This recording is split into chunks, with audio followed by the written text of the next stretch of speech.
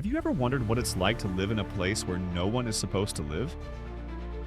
Where the government says, don't go there, and yet some people still call it home? Around the world, there are cities and towns that have been declared off-limits. Some are too dangerous, some are too toxic.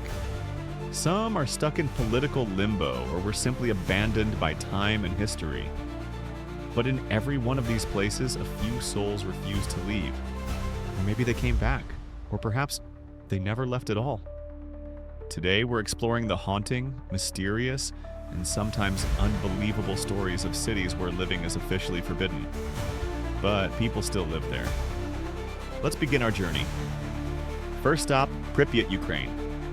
Pripyat was once a thriving Soviet city. Built in 1970, it was home to workers of the Chernobyl nuclear power plant. It had everything: schools, hospitals, shops, amusement parks. But on April 26, 1986, the world changed. A reactor exploded at the nearby plant, releasing massive amounts of radioactive material into the atmosphere. The city was evacuated within 36 hours. Residents left everything behind: their homes, pets, memories. Officials said it was too dangerous. No one should live there again. But today, some do.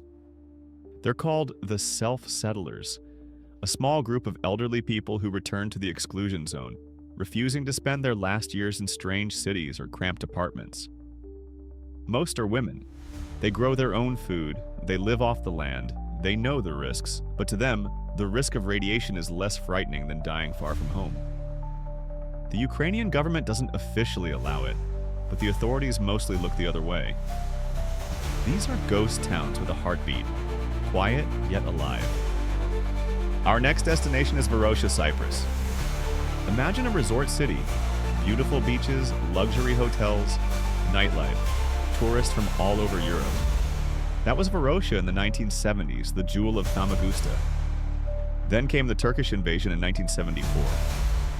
Varosha was fenced off, abandoned, frozen in time. Buildings stand empty, nature creeping in through broken windows. Streets are silent. Hotels still bear old signs and faded curtains. The United Nations declared it a no-man's land. It became one of the world's most famous abandoned cities.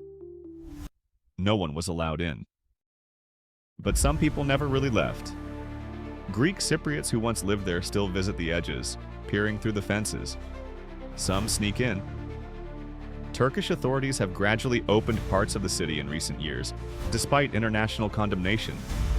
And yes, people have been seen staying there, setting up small businesses, even sleeping in ruins. Is it legal? Not exactly. Is it safe? Unclear, but life finds a way. Now let's head to Centralia, Pennsylvania, USA. This American town was once home to over 1,000 residents.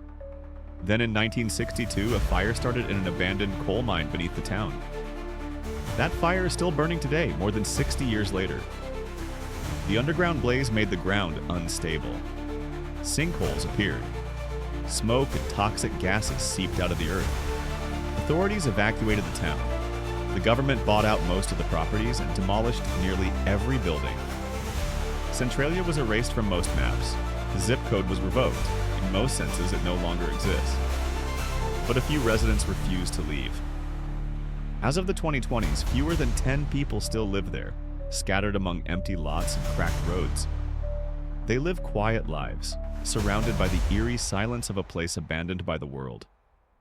They know the risks, but they stayed for one reason. It's their home. And here's a strange twist. Centralia inspired the setting for the horror game and film Silent Hill. Art imitates life. Or maybe life imitates nightmares. Heading now to Hashima Island, Japan. Also known as Battleship Island, Hashima was once one of the most densely populated places on Earth. Built on a small island off the coast of Nagasaki, it was home to coal miners and their families. At its peak in the 1950s, over 5,000 people lived there. But when the coal ran out in the 1970s, the company closed the mine, and the island was abandoned, almost overnight. Hashima became a symbol of Japan's rapid industrial rise and sudden decline. For decades, the island was off-limits. Dangerous structures, unstable ground, risk of collapse. But despite warnings, urban explorers started sneaking in. Some former residents came back to see their childhood homes. Film crews visited, and today guided tours are allowed, but only to certain areas.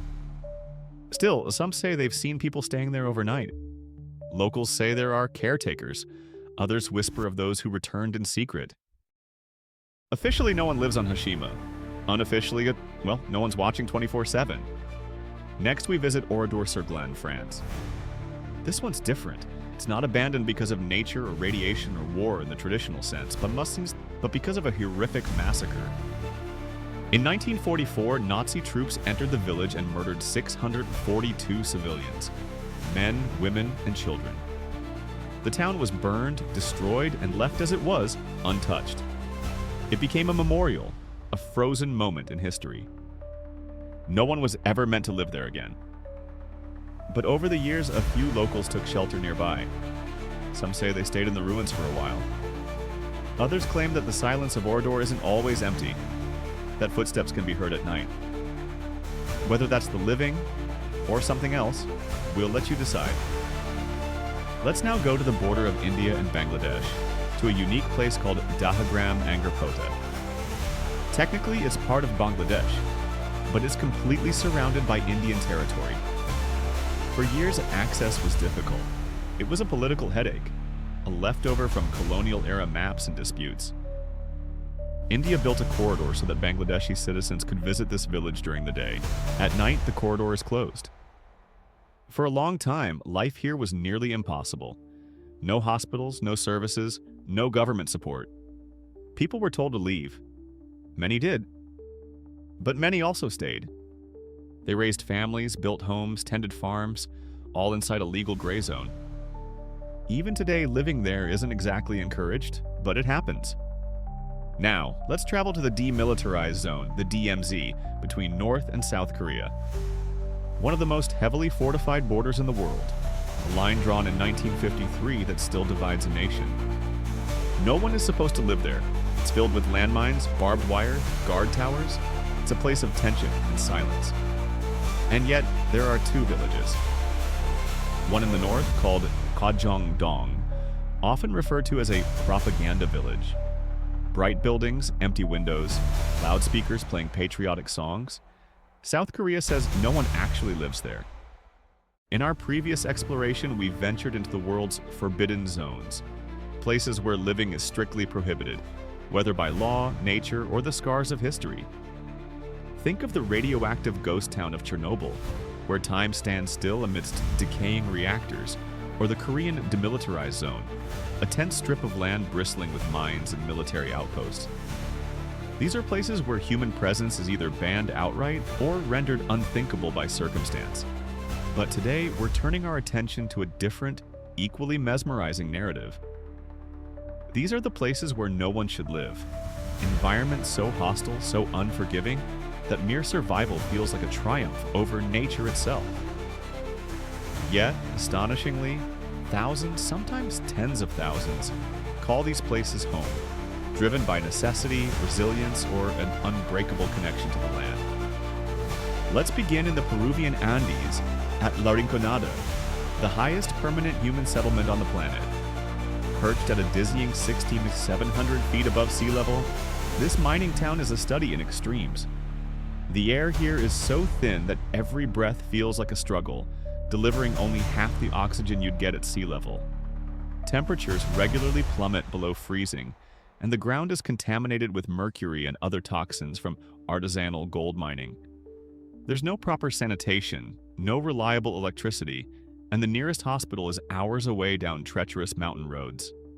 By any measure, La Rinconada is a place that screams uninhabitable.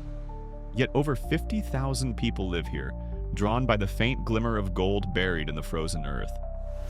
Miners work in brutal conditions, often unpaid for months, gambling their health and lives on the chance of a payout. Families build makeshift homes from corrugated metal, and children attend schools where frostbite is a daily risk. What drives them? For some, it's desperation. Poverty leaves no other options. For others, it's the stubborn hope that one day they'll strike it rich. La Rinconada is a testament to human endurance, but also a stark reminder of the lengths people will go to chase a dream, no matter how perilous. Now, let's travel to the floating villages of Lake Titicaca, straddling the border of Peru and Bolivia. Here, the Uros people have created something extraordinary. Entire communities built on man-made islands crafted from totora reeds. These islands, some no larger than a basketball court, float atop the lake's icy waters, anchored precariously to the lakebed. Constructing and maintaining them is a never-ending task. Reeds rot quickly, so residents must layer fresh ones weekly, a back-breaking process that consumes hours each day. A single storm can tear an island apart, and a misstep can plunge you into the freezing lake. Fire, too, is a constant threat. Cooking over open flames on a bed of dried reeds is a recipe for disaster. Yet, hundreds of families live here, some for generations, preserving a way of life that dates back centuries. They fish, trade, and welcome curious tourists whose visits provide a modest income. The Uros could move to the mainland where life would be safer and easier, but many refuse. To them, these floating islands aren't just homes, they're a cultural lifeline, a symbol of their identity and resilience. It's a choice that defies logic, yet commands respect. Shifting continents, let's explore Kibera, one of Africa's largest slums, located in the heart of Nairobi, Kenya. Home to nearly 1 million people, Kibera is a sprawling labyrinth of tin-roofed shacks, crammed into an area smaller than New York's Central Park. Open sewers run through the streets carrying waste and breeding disease. Clean water is a luxury, often sold at inflated prices by cartels, and electricity is a patchwork of illegal connections that spark fires. Unemployment hovers around 50%, and crime is a daily reality. By all accounts, Kibera is a place where survival is a grind, yet it's also a place of relentless vitality. Markets buzz with vendors selling everything from vegetables to secondhand clothes. Community schools, often run by volunteers, teach children in makeshift classrooms. Small businesses, from barbershops to phone repair stalls, thrive amidst the chaos. Kibera's residents don't just endure, they build futures, organizing savings groups, advocating for better services, and creating art and music that resonate far beyond the slum's borders. Unlike the forbidden zones we discussed last time, where external forces keep people out, Kibera is a place where people stay despite the odds, driven by economic necessity and an unyielding sense of community.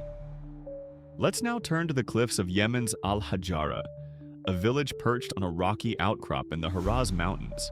Built centuries ago as a fortress against invaders, Al-Hajara's stone houses cling to the edge of a sheer drop, with no guardrails or safety nets. The surrounding landscape is arid, with scarce water and little arable land. Farming here means coaxing crops from terraced fields carved into the mountainside, a labor-intensive process that yields meager harvests. Access to the outside world is limited. Narrow, winding paths connect the village to distant markets, and during the rainy season, mudslides can cut it off entirely. Modern amenities like hospitals or reliable electricity are distant dreams. Yet thousands live here, preserving traditions of poetry, dance, and intricate stone masonry passed down through generations. For them, Al-Hajara isn't just a place to survive. It's a cultural anchor, a link to their ancestors. Leaving would mean abandoning not just a home, but a way of life. Finally, let's visit the Atacama Desert in Chile, one of the driest places on Earth. In some parts, rainfall is so rare that decades can pass without a single drop. The ground is a cracked, lifeless expanse, and temperatures swing from scorching days to freezing nights. Yet in small oases and mining towns like Calama, tens of thousands have made their home. Water is trucked in or piped from distant sources, and food is imported at great cost. Many residents work in copper mines, laboring in dusty, dangerous conditions to extract the metal that fuels Chile's economy. Life here is a constant battle against the elements, yet communities have taken root. Schools, churches, and soccer fields dot the landscape, signs of human determination to carve out normalcy in an alien environment. Like the other places we've explored, the Atacama defies the notion of habitable, yet its people persist, driven by economic opportunity and a refusal to be defeated by nature's harshest extremes. What unites these places, Rinconada, Lake Titicaca, Kibera, Al-Hajara, and the Atacama, is the sheer audacity of human survival. Unlike the forbidden zones we discussed before, where barriers like radiation or military decrees keep people away, these are places where people choose to stay or have no choice but to stay, despite conditions that seem designed to repel them. They face toxic soils, crumbling islands, rampant disease, isolation, or relentless drought. Yet they don't just survive. They build schools, markets, and traditions. They create art, raise families, and dream of better days. These communities challenge our assumptions about what makes a place livable, showing that human resilience can triumph over even the most daunting obstacles. As we reflect on these stories, we're left with a profound truth. The human spirit is unstoppable. Whether driven by necessity, culture, or sheer stubbornness, people find ways to thrive where logic says they shouldn't. These places, scattered across the globe, aren't just dots on a map. They're living proof that even in the most impossible circumstances, humanity finds a way to endure, adapt, and build a home. And that perhaps is the most remarkable story of all.